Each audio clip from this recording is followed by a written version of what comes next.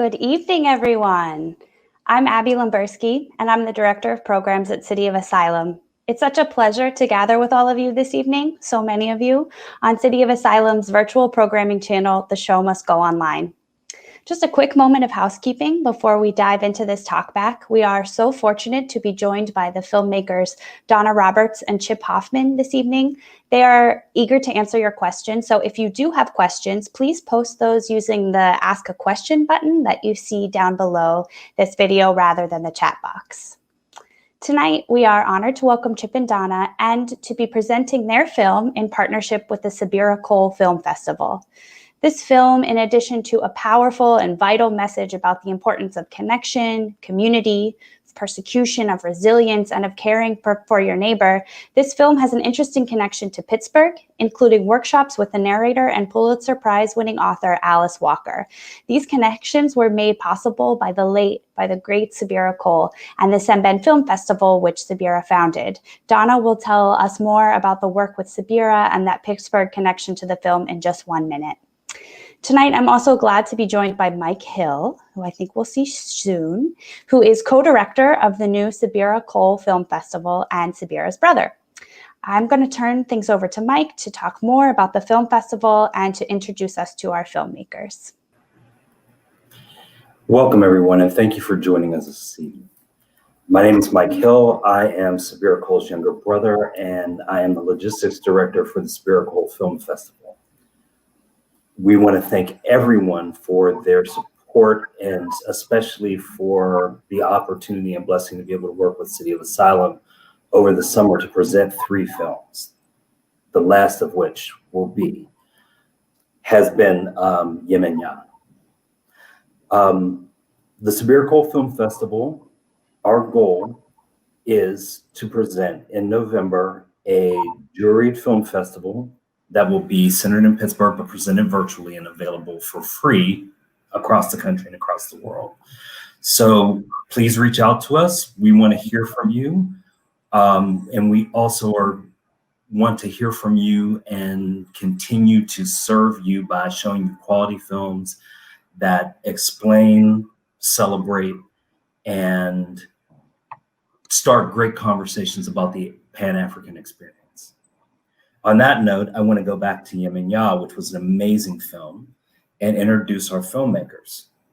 Tonight we have with us Donna Roberts.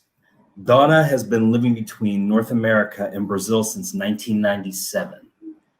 And she went down to create films for the Rio 5 Forum and was mostly working at that time, I guess, on films that are related to sustainability, and you did a lot of environmentally focused films.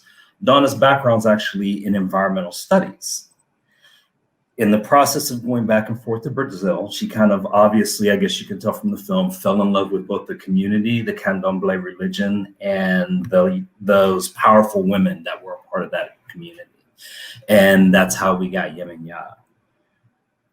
Chip Hoffman is both the principal still photographer and videographer for this film, and has done work throughout places in South America, including Salvador and the Dominican Republic, working with young people on photography projects and increasing their visual literacy. He's also the chief curator and artist for a wonderful exhibit of still photography that travels with the film to selected locations. So Donna and Chip, thank you so much for being with us tonight and agreeing to let us into your minds and give us some background on this amazing piece of work that you guys have done. I wanted to start by asking a question of you about the film and the first time it was shown in Pittsburgh as a part of the Sembène Film Festival. I know at that time, and you worked for a while on different things with my sister Sabira.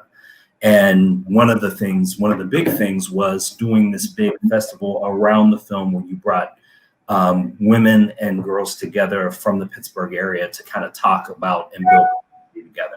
And I was wondering if you could talk a little bit, share your reminiscences of my sister and talk a little bit about that event. Well, of course, Mike, it's so nice to finally meet you, if virtually. And there are certain words that you say, and I can hear your sister's voice, and it just makes me smile. Sabira was one of my favorite people in Pittsburgh, and I mean, it came to me earlier. I was thinking about the time we spent together and how she supported the film and how we became great friends in the process. And I would have to say she was really the film's godmother. And I don't say that lightly. I really don't. We met by chance at Chatham. He was doing a Sembène Film Festival screening there with Jean-Jacques Sen. And I went up to her afterwards and said, I'm in the process of finishing this film I've been working on since 1997. And I don't know if you'll find it interesting, but I think maybe we could collaborate. And I remember just feeling, I was new to Pittsburgh. We moved there in 2013, largely for resources for my son, Gabe, who has autism. And I mean, Pittsburgh became this immense blessing. Sabira became a dear friend. And thanks to her and a group of women who came together and met over many months as an advisory circle, we ended up raising money, doing a lot of organizing, bringing partners together, and ultimately bringing Alice Walker, who was the film's narrator, which is a whole other story, to Pittsburgh, as well as Rachel Elizabeth Harding, who is a wonderful scholar. And if anybody wants to read about Candomblé, read anything by Rachel Elizabeth Harding. Her doctoral dissertation was about Candomblé. She's been studying indigenous religions for many, many years, and became a Candomblé priestess related to her doctoral work, and is just a dear friend. And so the fact that Rachel came to Pittsburgh, that Alice Walker came to Pittsburgh, that Huberta Jackson Lohman came to Pittsburgh, all of these wonderful special guests, as well as Gloria Rodriguez, who is a women's scholar, psychology professor from New York City. Sabira Sembène sponsored Gloria coming in to do workshops with women at the Hill House. I mean, we had about 30 to 40 women at the Hill House, and it was just this incredible full-day experience that ended in a procession down to the Monongahela River, where we offered blessings, and we did a river cleanup. And there was a girls' workshop the day before at Maline's school, and we brought together girls from the Ellis School and Maline's. And so, I mean, we were breaking ground everywhere we turned. And we had this wonderful luncheon at City of Asylum, which is, what Sabira said. Now, I think Alice is really going to like this. So let's see if we can make this happen. And it was the highlight of Alice's visit.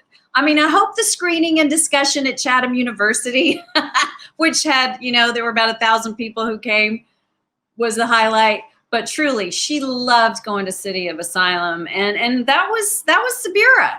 That's what she did. She would make it happen.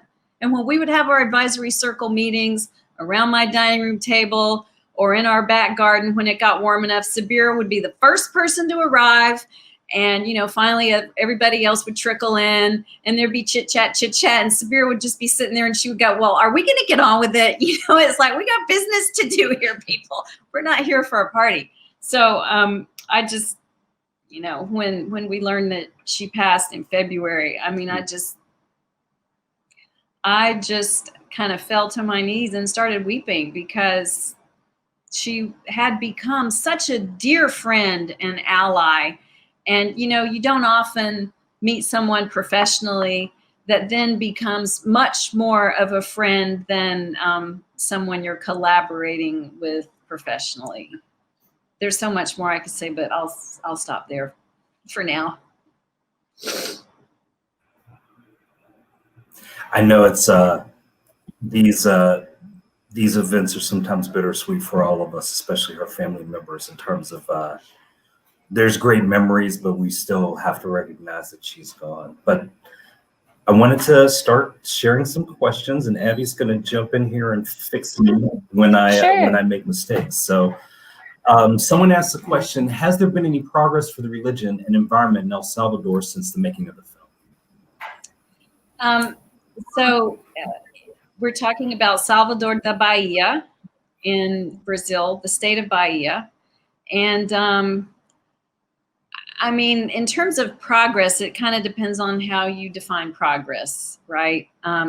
As you may have seen at the end of the film, there's some still photographs of Parque São Bartolomeu, which in the film we come to learn has been desecrated, polluted. It has great religious and historical significance. And it became a place where, you know, people would go hang out and there would be drug transactions. And as Makoto Valgina says in the film, it became somewhere that you wouldn't go. You couldn't go. And so we convinced her to go there for the first time in 10 years. And we had to bring a police escort. She would not go there without a police escort. And I kept thinking, you know, am I crazy trying to convince this elder who used to cherish her time there to go there? And it was really emotional. And it was such a, you know, her telling her memories of the mangroves and the tides that she would see come and go, and how she remembered the changes. And, you know, one of the most powerful comments in the film is, you know, people have to fight for their rights. You got to fight for your place, and you have to fight for your rights in that place. And so that park has become a focal point for environmental cleanup. But I will say, at least the year after the film was finished and we were doing some previews in Salvador, we went back to the park. I wanted to see for myself. And it looked clean, but you could get close to that beautiful waterfall, which is a sacred space for Oshun, and you could still find some trash. And so, you know, there was a sense that there needs to be a lot bigger commitment. So, you know, and Candomblé continues to be the target of a lot of persecution, mostly by extreme evangelicals. But in Bahia, it's much stronger than in other parts of Brazil. So the communities are strong. I certainly keep in touch with them, and I was there as recently as February, and Candomblé is strong. It's going strong. To follow up on that quickly, can you talk about the film's reception in Brazil, across Brazil, when you released it? So we had our previews in exactly this week, in fact, in 2015 in Brazil. And the germ of the idea was planted in 1997. So 18 years. And you can just imagine how nervous I was to show this work. But it had to be shown, especially first in the small town of Cachoeira, where the great elder Maifelinha, the Yemenja Ogunte, where she had her spiritual community. Unfortunately, she passed before the film was finished, but her spiritual community came out in strong show of support. And there was this Q&A afterwards, and you know, the local Ministry of Culture was there, and the sisters from her spiritual community and the sisters of the Boa Morte, the women who were processing in their black and red and white. I mean, they showed up, and the one comment I'll never forget is, you have no idea what this film has done for our community and for our sense of our religion, our spiritual culture. And then in Salvador, a few days later, we did another preview, and Makota Valgina, who, you know, small woman in stature, but huge personality. And over the years, I was never sure what she might say when I showed up at her doorstep, but it was, you know, always some piece of wisdom and constructive criticism. But, you know, she said, this is a dignified portrait, and this can help in our fight against religious intolerance. So what more could one ask?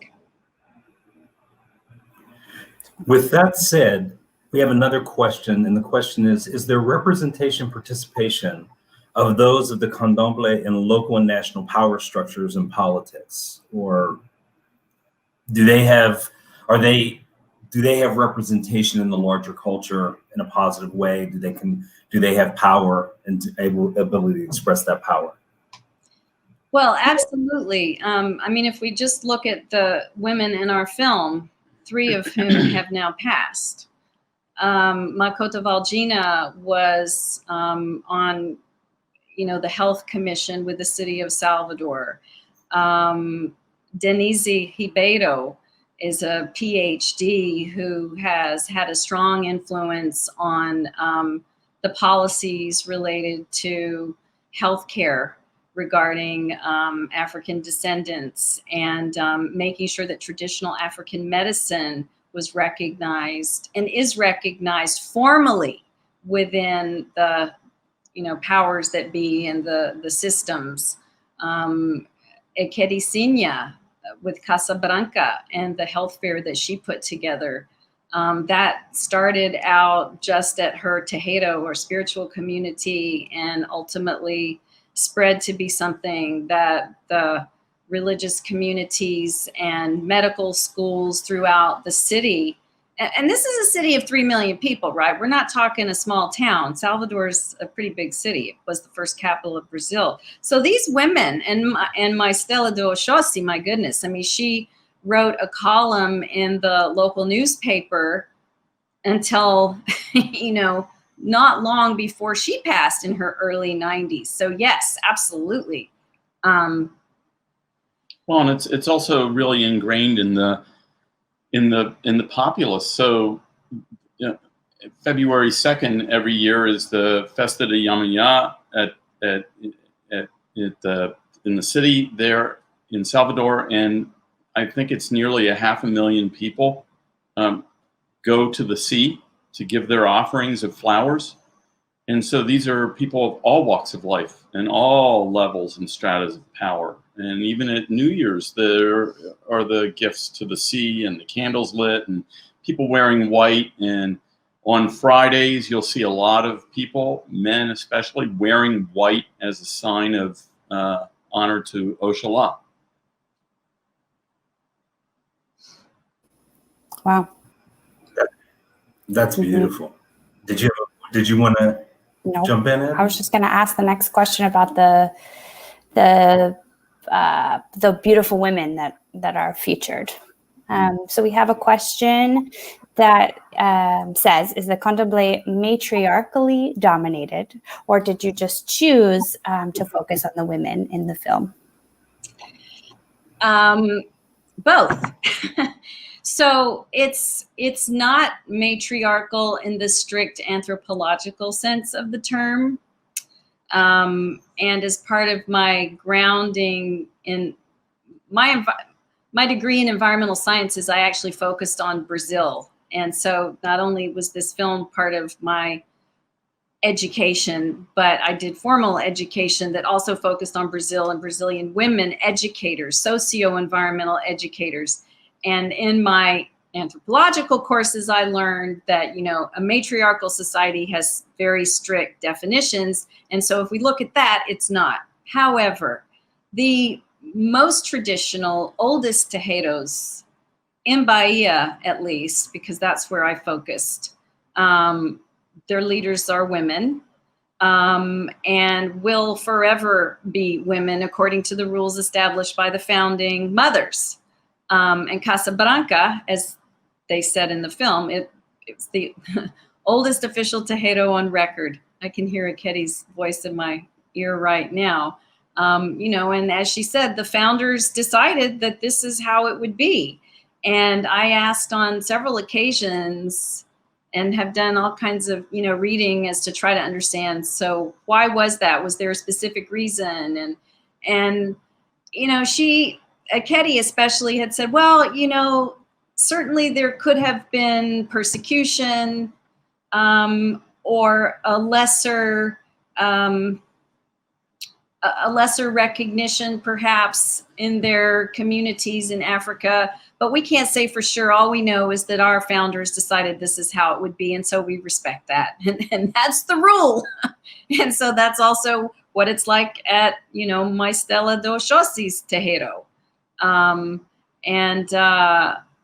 So the oldest tejedos in Bahia, which really are the foundation for Candomblé, and there are a few that grew out of Casa Branca. They are all matriarchal. Not all Candomblé tejedos have women as leaders, but I did want to focus on these spectacular, wonderful, wise women.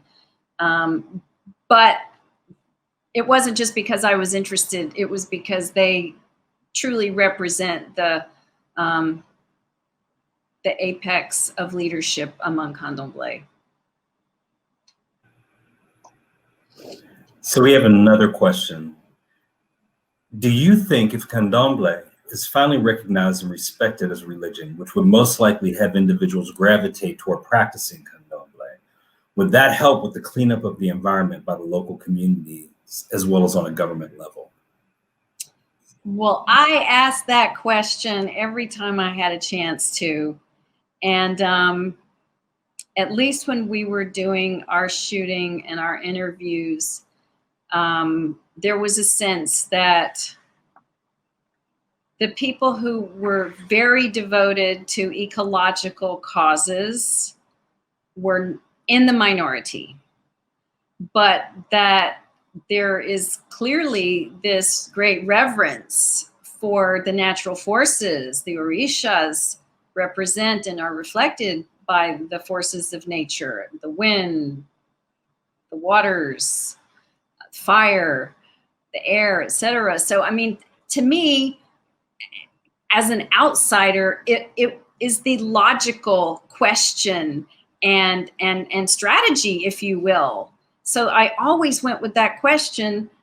At least then, everywhere I went, yes, we have some people who are very, very dedicated, but we are in the minority. But it's changed things over the years. I've seen it change things. I've seen it change how offerings are, I've seen it change the offerings that go to Yemenja on her feast day, February 2nd. When I first started going, there were all kinds of plastic dolls and plastic beads and, perfume containers made of glass. And one day after the festival, I went down and I wanted to see, what was the mess left over, because late the night before it was quite a mess and everything had been cleaned up, but there was a diver there on the beach.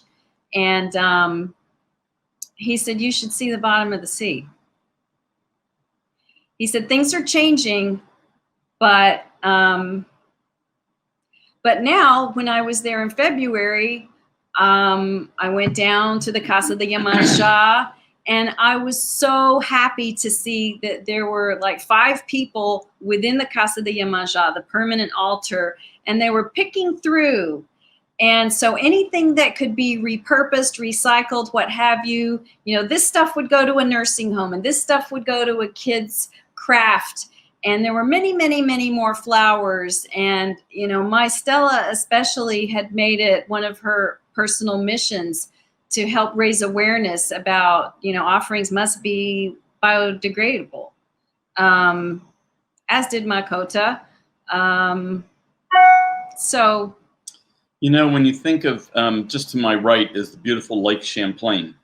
In Pittsburgh, you have the Allegheny and the Monongahela. When you think of those two places, not as just a lake or a river, but as the goddess Oshun in all her beauty, you begin to think, why would I want to go do something that would be against this person, this deity? Why would I do this against this goddess? And it really makes a shift in your mind to think, I wouldn't do that. She's too beautiful. She's too sacred. Too sacred to impact. Yeah.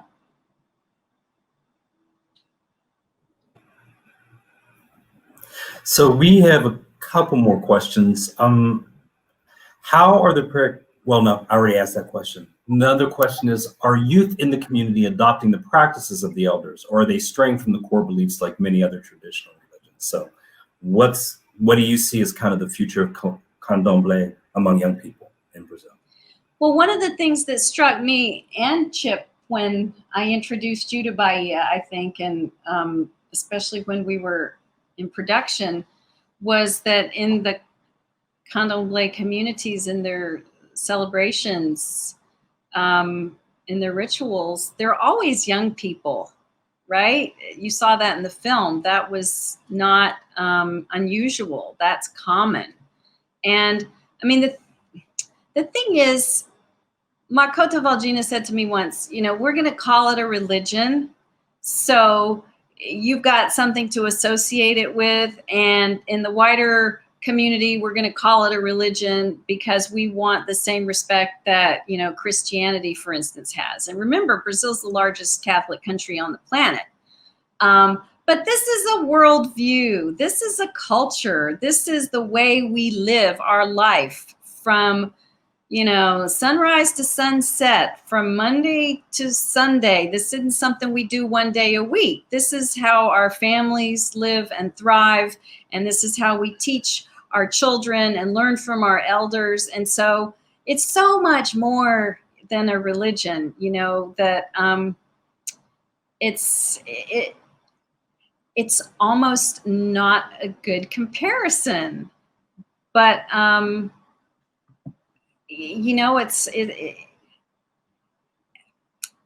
always seen young people. I've seen teenagers. There were always, like, I would at Casablanca, I would hang out until the very last minute, and they're teenagers hanging out, and it's like, sure, they've got other places to go, but this is home. This is family.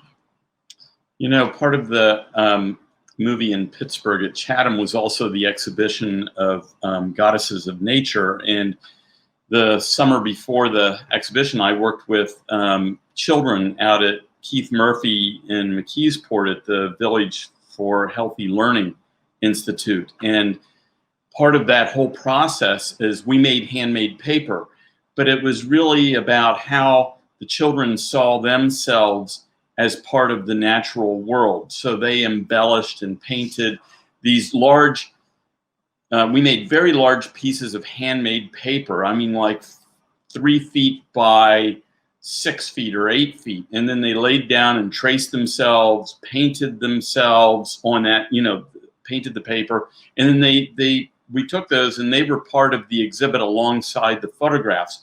But what Keith Murphy does there in educating the kids is all part of that continuation of the culture. It's important, yeah.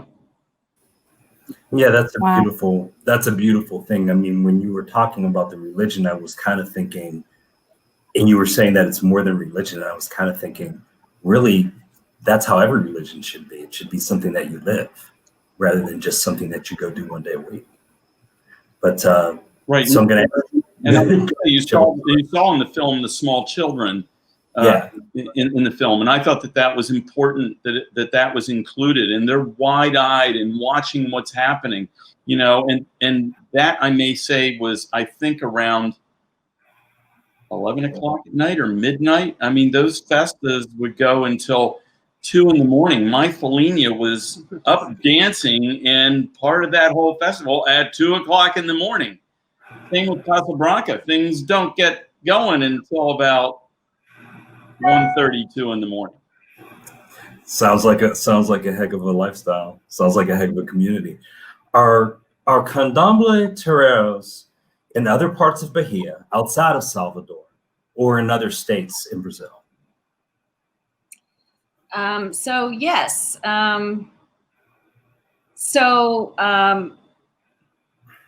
As many people listening know, when enslaved Africans were forced to the Americas, they brought with them their culture, right? And so in Brazil, part of that culture in Bahia became candomblé. In Cuba, it became Lucumi or Santeria. In the United States, when people from Cuba and or parts of West Africa came to the United States and continued their spiritual traditions and cultures, communities formed.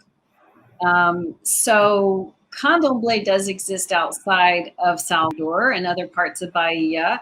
It exists in different forms, if you will, in other parts of Brazil. There's something called Umbanda, which is kind of a combination of candomblé as well as more of an indigenous infusion, if you will, that's very strong in the United States and in Brazil. The woman, in fact, who translated our film into Spanish happens to be from Colombia, and she is a mother, a Mãe de Santo, and Ialorisha of an Umbanda temple in Washington, D.C. And they also have a chapter in New York, but they're based in Sao Paulo. So, it's like there's this whole world that I ended up learning about as the film was being finished and word was getting out that this film was coming to the world. I ended up being introduced to all of these wonderful people who became dear friends and showed me a part of life that I had no idea existed in my own backyard.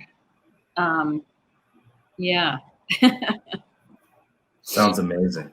Wow. So I had a question, and what were the Akede throwing at people in the film when they were kind of blessing them? What was that material that they had in their hands? So if we're talking about in the street with Makota Valgina, she was throwing something like hominy. So it was a corn as a blessing.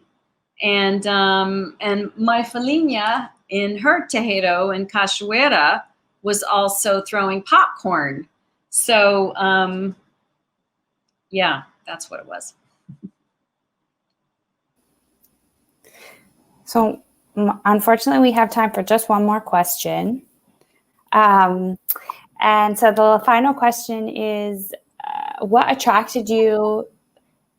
You worked on this film for 20 years. What was the initial pull in, and how did your experiences being embedded with this community change the course of the film over all those years? And that's one question. I know, sorry, that was silly. In 30 seconds, go. I'm just kidding. Well, look, people are welcome to write to me. We can have an email exchange, Facebook, whatever. I don't want to take up a lot of time, but when I first went to Bahia in 1997, which was following a new friend's lead who said, "The little I know of you, I think you would enjoy Bahia." I went there, and within 24 hours, I just felt like my heart was being opened. And this was a place that was very special and that I knew somehow on some level was going to be a really important part of my life. And within a few months, I had connected with a woman, Jennifer Elisa Sanders, who's still a dear, dear friend, who was living in Bahia from Los Angeles. And she was wanting and working on writing a book about Afro-Brazilian women, not just candomblé, but Afro-Brazilian women. Some of those Afro-Brazilian women were candomblé leaders. And I was working in documentary at the time. We joined forces. So for a few years, we worked together trying to develop, and we made a pilot, and we met at that time apparently the oldest living woman, who was 126 years old, living in Minas Gerais. She was not a candomblé leader, but went to Ford Foundation and here and there and did all the right things to do your marketing, but it didn't happen. It just didn't happen. And, looking back, all I can say is the angle wasn't right, the timing wasn't right, and I wasn't mature enough. And I think probably the last piece may have been the most important. I wasn't ready. I had to have a bit more of my own life initiation. So in 2010, I reconnected with an elder filmmaker from Canada, and she's in her late 80s now, Donna Reed. And she had done a series, Women in Spirituality series with the National Film Board of Canada, and Goddess Remembered is the most well-known and beloved of her films. And I thought, if this film is going to get made, and by then I had really developed a curiosity and great respect for candomblé, and would spend time there with leaders when I would go and this and that. And I had done my research for my master's, and, but the project stayed. And, sometimes in life, something stays with you. And as someone once said, there are some projects and work that just insist on being brought through you. And it just, I felt like I need someone to hold my hand to affirm that this is a story that needs to be told, because maybe I'm just in love with Bahia, like so many people who go there, and this isn't a film at all, or at least not one that I'm supposed to be part of. So this elder filmmaker came with me to Brazil, and I took her to the Festa de Yemenja, and then we went to a small town festival as well that was honoring Oshun and Oxalá. And at one moment, she just said, "The goddess is alive here." and I said, "So you think we have a film?" And she said, "Oh, yes, there's a film. You just have to figure out what's your angle." And so it was, well, it's got to be about the women. It's got to be about the spiritual tradition. And there has to be a strong component about the environment and how those three pieces weave together. And so from then, she saw Chip's still photography, and we were dating at the time. We had been dating for a while. And she said, "You're going to put a video camera in his hand. We're going to have beautiful images, and we're going to save a lot of money." And so our merry little crew then went into production, and we moved down to Brazil and lived there for 2 years while we were in production. And Makoto Valgina was one of my research participants in my master's, and so I knew that I had to go back to her. My Stella was just so well regarded and respected, and I knew she needed to be a part of it if she would be. And then by chance, I found out that my Stella and I had the same birthday, and I thought, that's it. She's going to do it. I just know she's going to do it.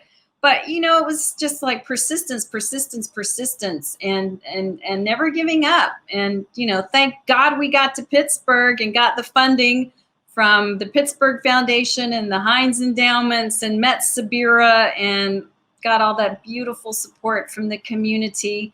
And thank God we did put a camera in your hands, because it is such a beautiful film. I never tire of watching it. I don't know if that answered your question. Of course. Yeah. It was a beautiful answer and a beautiful way to connect all the pieces. So thank you. Thank you both. Thank you. Thank you all for being with us this evening. Thank you to everyone out there who's watching and asking great questions.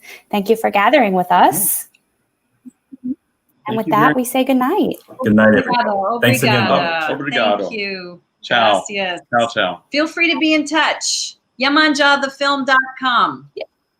Yeah, we'll post it into the chat right now. And you've got it up for 48 hours. Is that right? Yep, 48 hours. So tell your friends. Excellent. Okay. Thank you. Okay. Enjoy. Thanks, Bye-bye. everybody. Thank you. Bye-bye. Ciao.